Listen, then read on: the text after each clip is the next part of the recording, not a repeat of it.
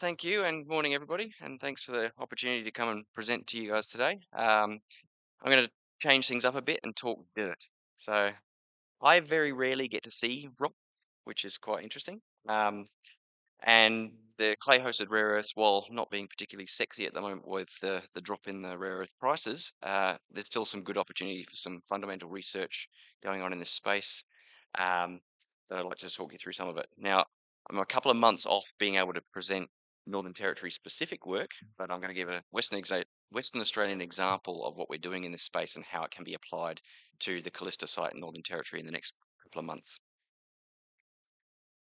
First off, I would just like to acknowledge the Arunda people of the lands in which we are meeting today. And if I pronounce that wrong, my apologies. Google tells me what it's that. And I'd like to pay my respects to their elders, past and present.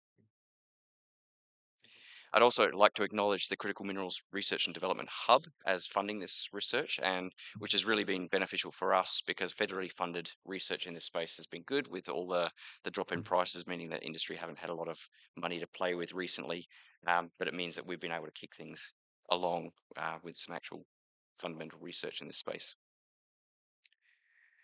So the problems, there are a lot of places across Australia where there are high rare earths in clays.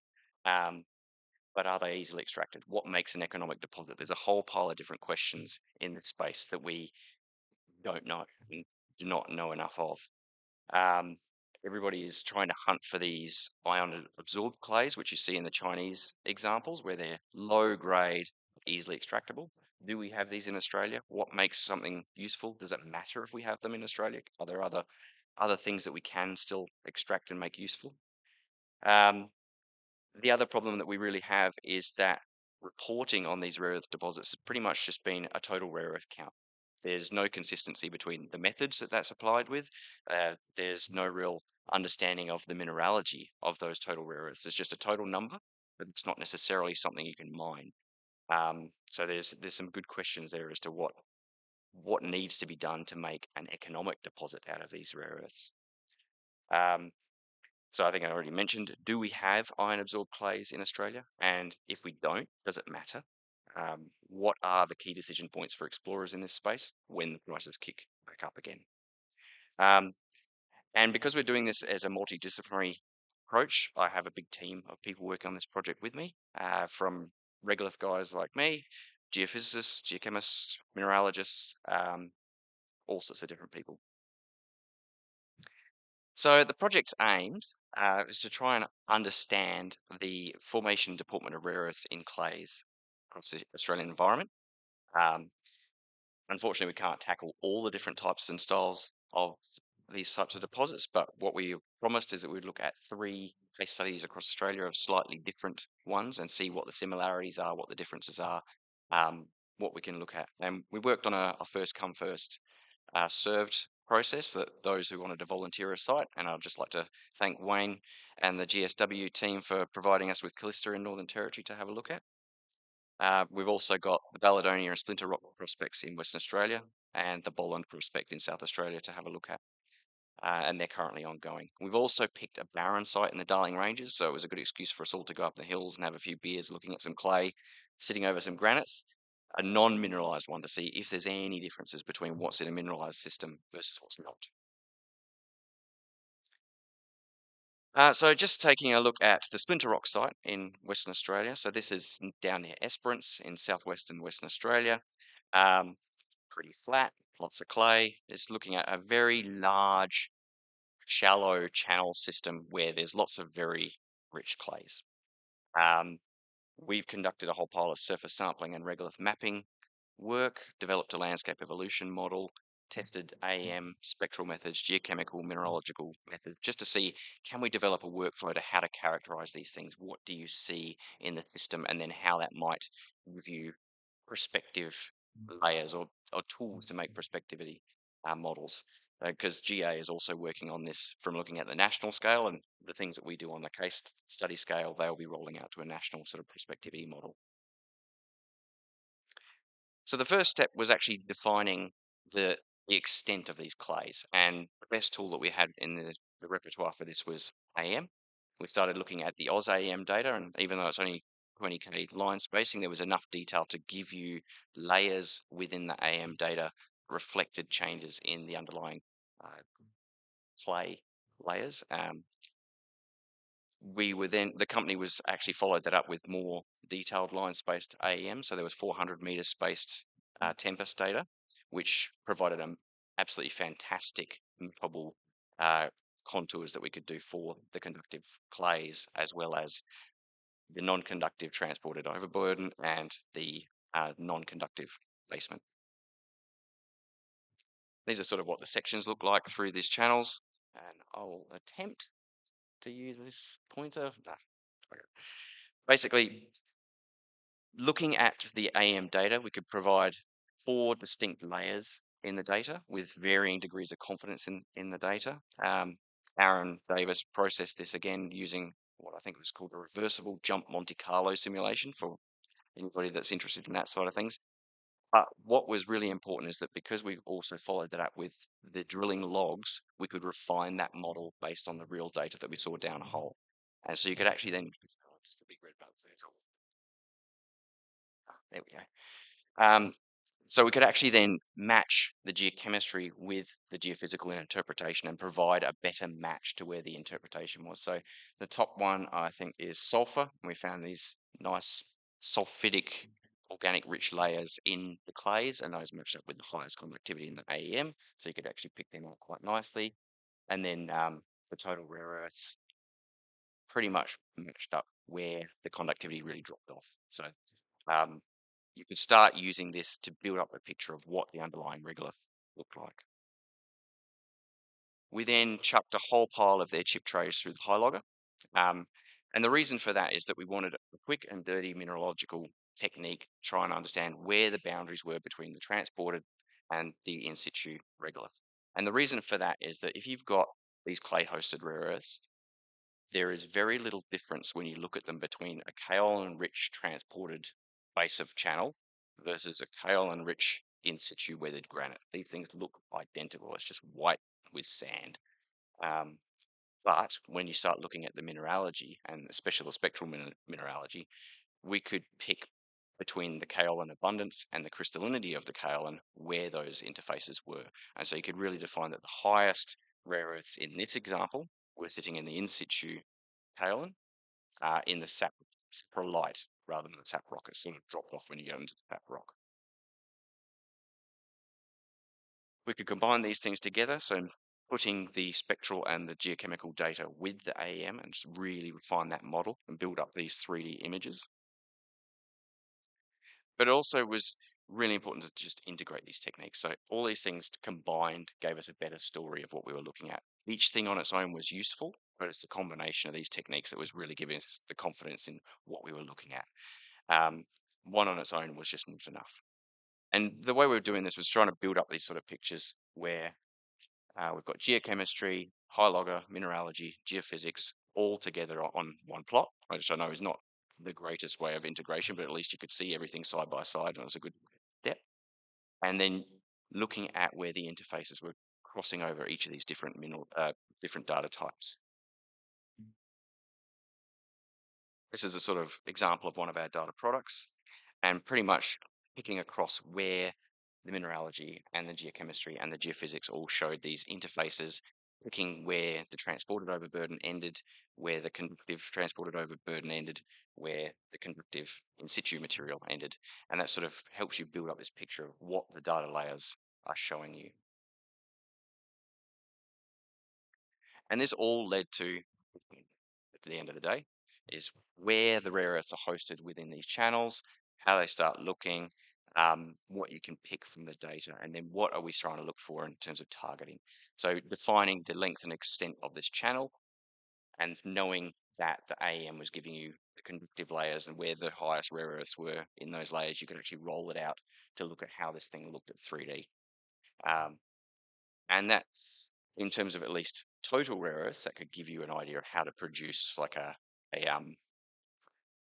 not a resource, but at least a volume of rare earths in a space. Then it came down to mineralogy. So the critical thing here I mentioned before is that the total rare earths is not an indication of what you can extract. So the highest values here are all in the in situ material. So if you're looking at just relic monazite or xenotime or things that are not very dissolvable, not easily dissolvable, then who cares? Because we're not going to turn this into a resource. The guys are not going to mine it. What's the point? But annoyingly, there's also this lovely mineral rhabdophane, for those that are familiar or not with it, which is almost identical to monazite, but with a hydrogen H2O group attached to it. And that is weatherable. So if you can determine the difference between monazite versus rhabdophane, you can actually say whether you have something that's easily leachable or not. And so the mineralogy becomes the really key problem with these types of deposits. And the more you can understand about the rare earth mineralogy, the more likely you are going to be able to go from just saying, okay, these are the total rare earths, to saying this is the total extractable rare earths, to something you can actually use. Um, so the mineralogy we've done, the problem is that a lot of these ionic bound clay rare earths that everybody's searching for are almost impossible to actually detect. And there is a lot of questions about whether these things are real versus what we see in Australia. Um, at least at this site, though, everything matches up with it being mineral phases, really, really small ones. They are all minerals, not rare earths bound to clays, um, which is, again, not necessarily a killer, but as long as the rare earth minerals are relatively easily extractable, it's still okay. Um, pretty much the dominant species are all phosphates. There are some aluminium rare earth phosphates and there are some carbonates as well, but the dominant phase are phosphates. But whether that's monazite, whether it's rhabdophane, that requires a lot more work and trying to understand because these things are also really, really small.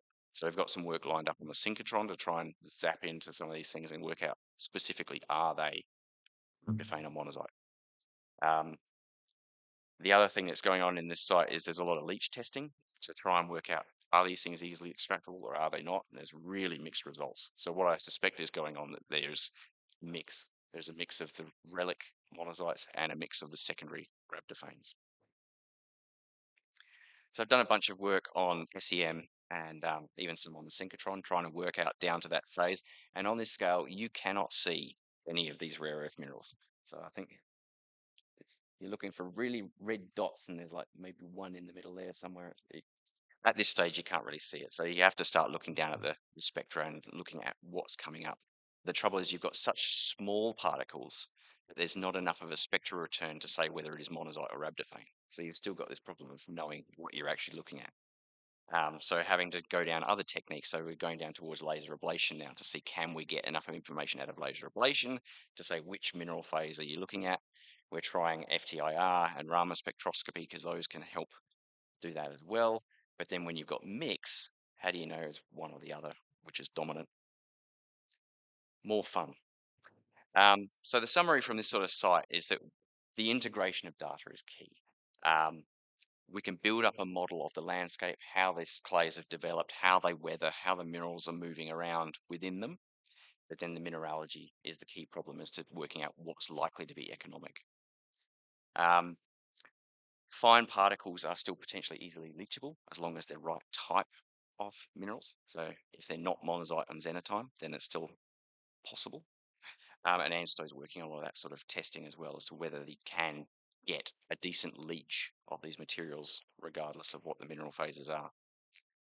And then the question is, this is one example. What do we see in the other sites? Are they similar? Are they different? What are different in the different environments? So one of the other sites that we're working on currently is the Balladonia project in South Australia. And this one, very similar to what we see in Splinter Rock. It's got some very enriched rare earths in underlying in situ clays, but they also have some moderately enriched rare earths in transported clays. And this company, Cobra Resources, are targeting, sorry, Balladonia. So Balladonia is actually in the same channel as Splinter Rock, so we're about 80 k's away and getting further into the marine transgression down that part of the world. So what do you see in the rare earth mineral phases when you get deeper and deeper into that marine sedimentation process? Are there any differences? Are there any similarities? And it's mostly going to be fairly similar. So the Boland one was what I was talking about, sorry.